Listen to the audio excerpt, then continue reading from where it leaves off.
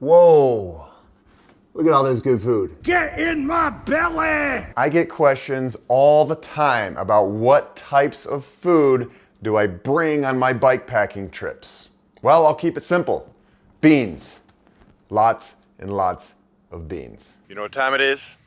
Burrito time. Frijoles. Beans. Frijoles. Beanie goodness. Bean time. I'd give you the sunset burrito. Oh, John, I have our beans. First off, I am not a nutritionist, but I know what I need to fuel my body. Everybody's body is different and your nutritional needs are different, so take what I say with a grain of salt. But this definitely works for me. I've been going on bikepacking adventures for about 15 years now, some month-long adventures where I am able to find this type of food and keep my body going and going and going. I am a vegetarian. I've been a vegetarian for 17 years, and I've been just fine doing ultra endurance events. I get plenty of protein. People are always asking about protein. What about protein? No, you can only get that in meat, right? No, you can get protein in just about everything, especially vegetables. It is hard, I will say, to keep a healthy diet while you're on the road. And why is that? Well, when you're bike touring, a lot of times you're on roads or near highways, and what's out there?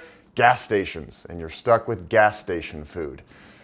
It works, it's not ideal, but it certainly tastes good. I love junk food after a long day of riding my bike, but I do try to put some nutrition into my body that's not ice cream or Snickers. Nothing like ice cream on a hot day. When I'm out there on a bikepacking trip, I'm usually on my bike for about 8 hours a day, pedaling, pedaling, pedaling. And depending on the terrain and how hot it is and other factors, you're burning a ton of calories. I would say anywhere between 3,000 and 5,000 calories a day. And you need to fill yourself back up. This is your gasolina. If you want to wake up the next day and have energy, you need to be eating lots of food. And so now we're going to go through all the things that I always have on my bike at any time. Peanut buttery goodness. If you watch my videos, you know that I love frijoles, beans, bean burritos, Mexican food. I love it all. So I always have a pack of tortillas on my bike. And tortillas are great because you can fold them and they don't get all smushed up like a loaf of bread does. And they last pretty long. So I always have a bag of tortillas. And of course, I always have a couple cans of beans. And these beans are great, refried ones. You can just like open up the can with a little Leatherman or a can opener, spread them on your tortilla. And I get this question a lot. They're like, how do you deal with the leftover beans in the can, Ryan, when you're done with a meal? Well, I eat the whole can every time I open up a can of beans. Again, you're hungry out there, you're gonna eat everything you can. If you wanna jazz up your burrito, of course you need a giant bottle of Valentina hot sauce, right? This is pretty big. Actually, I would never bring this on a bikepacking trip. It's a little bit too big. How about one like this? A little bit smaller. If you have access to diced green chilies from Hatch, New Mexico, these are really good. Sometimes you want to put cheese on your burrito. This is actually vegan cheese. It's pretty much not available anywhere except for hippie towns like Boulder. Definitely not in gas stations. And you can jazz up your burritos with all that good stuff. Oh, and sometimes an avocado.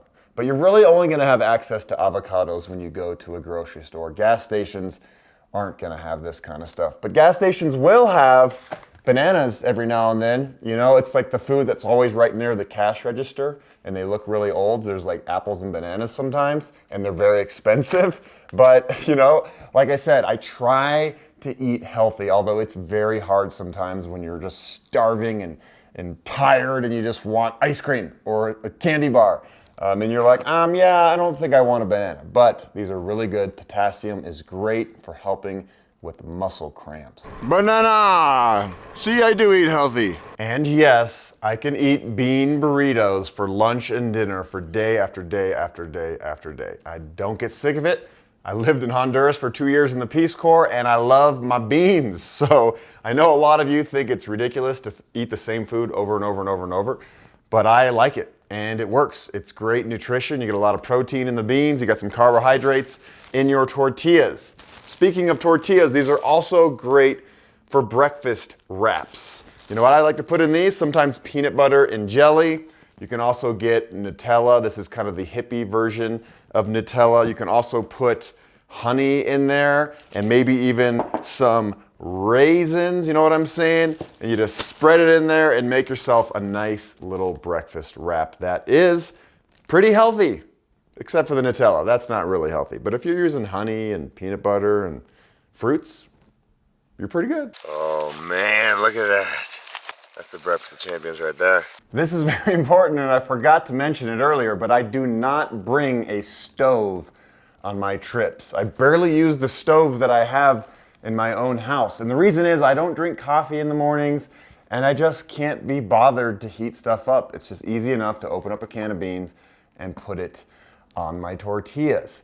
I will say that I do eat out quite a bit when I'm on bike tours. I go to restaurants for breakfast and dinner, and that's where I get my hot meals. How you feeling, Ryan? I feel great, mainly because I just ate a whole plate of beans. You need to be careful though. It's so easy to walk in and just buy an awesome plate of food, but that will skyrocket your expenses really quickly. This is the happiest I've been in a long time. I have been dreaming about these beans. Let's talk about snacks, shall we? I know we all love snacks. That's what humans do. We love to snack, right? And I probably get most of my calories throughout the day just eating energy bars and stuff. And so I always have tons of Cliff Bars just hidden in all the crevices of my bike bag, so I always have an emergency ration when I need it. And I know people get sick of these, and for good reason. They can be hard to put down at times. So it's smart sometimes to buy a variety of flavors so you don't totally just want to vomit every time you pull one of these out of your bags. I think it's one of my last Cliff Bars filled with hazelnut butter. Oh, now it's filled with dirt. There's about 250 calories in any given energy bar, and that's a lot. That's a quick amount of energy. Just scarf it down and you're good. I also love these type of things, these energy blocks. These taste like candy after a long day. You're hot. It's just nice to have some of this. A lot of these have salt in them, which is really, really important. You need to keep your salt levels up. Otherwise, you're just gonna sweat out all the hydration that you're putting into your body. What else do I have for snacks? Sometimes I do nuts, almonds, lots of protein in these bad boys. And I also love, whenever I have the opportunity, to buy Fig Newtons. They're so good and soft and they just melt in your mouth.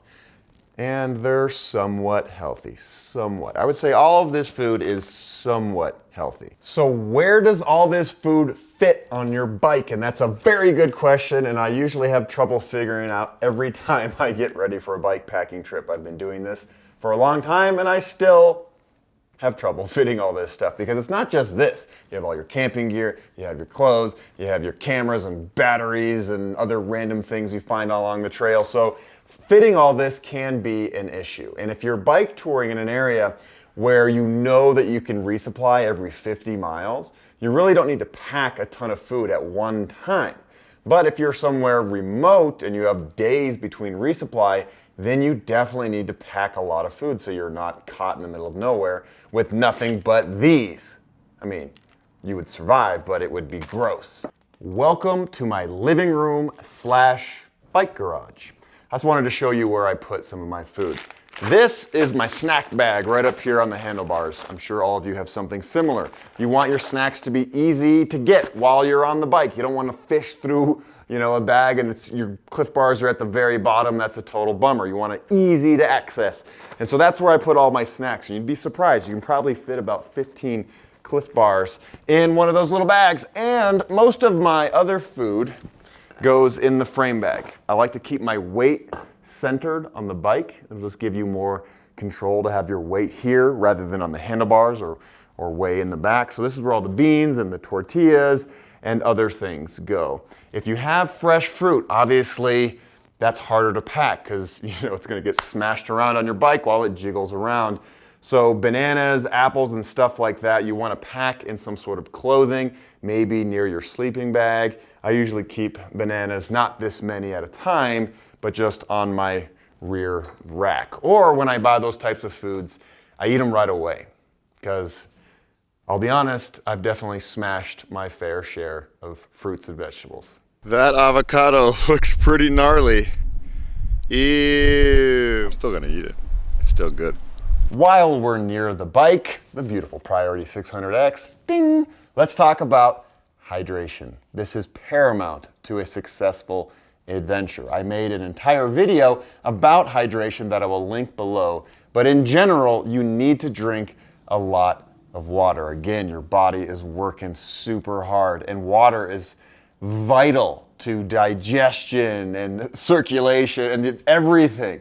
So make room for lots of water bottles on your bike. And if you want to get jazzy, you can put those little sports salt pills in there, and that will help you retain more of the water that you're drinking. Oh yeah. Oh. Now listen up. This might be the best tip I give you in this entire video. Pack a butter knife. Yes, a butter knife. And you might be thinking, well, that's kind of dumb. I'll have a Leatherman or a pocket knife with me. I'll just use that when I need to spread peanut butter. But the problem with that is those knives are really short, and by the end of the peanut butter, you're digging in there and you're getting peanut butter all over your knuckles, and you're gunking up your good Leatherman. This is so much better. Butter knife for the win. It works great for Nutella, peanut butter, beans, whatever you got. And it's metal. It's not gonna like break like cheap plastic stuff. Don't forget this. Whoa. What is this? This here is a gourmet breakfast crepe. It is Nutella and peanut butter and bananas, and it is for you. All right, that is pretty much it. Remember, when you're on a bike packing trip, you're burning tons of calories. Your body's working overtime, and you need to refill all those calories with some nutrients. Think about it this way. If you're on a road trip, you wouldn't fill your car full of cheap, crappy gasoline, right? You want the best for your car. Well, you want the best for your body as well, because you want to keep going day after day after day. And that junk food will definitely catch up to you. I can speak from experience. I think I might throw up. I've eaten 7 pancakes today and a Mountain Dew. It is hard, it's tricky. Gas stations don't offer a lot of great options, but it can be done. One way to do it is to send yourself food ahead of time.